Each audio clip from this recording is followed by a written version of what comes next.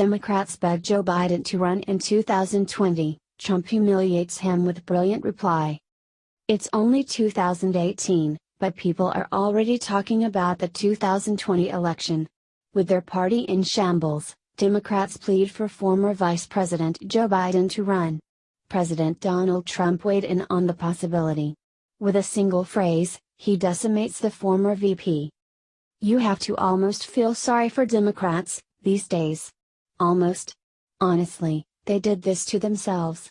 The Democrats have become a party that has nothing to do with the American people. They put illegal aliens ahead of Americans.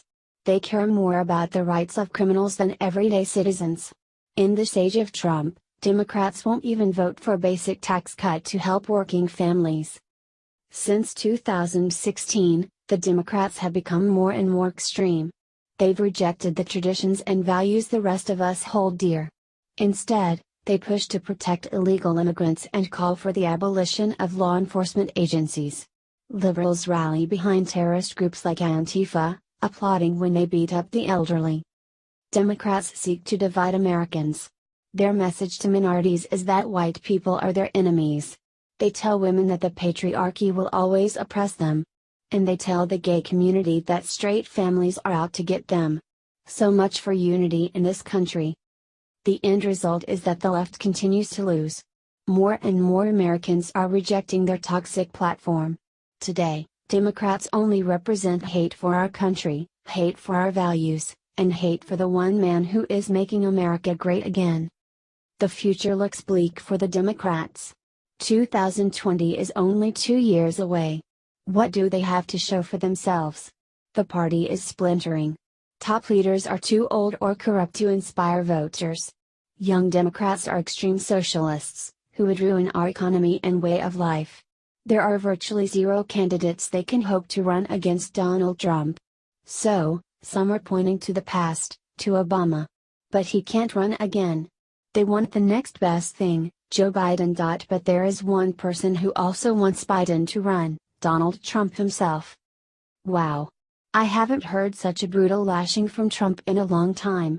It's clear Biden and Trump have no love for each other. In the past, Biden has said some pretty ugly things about the president.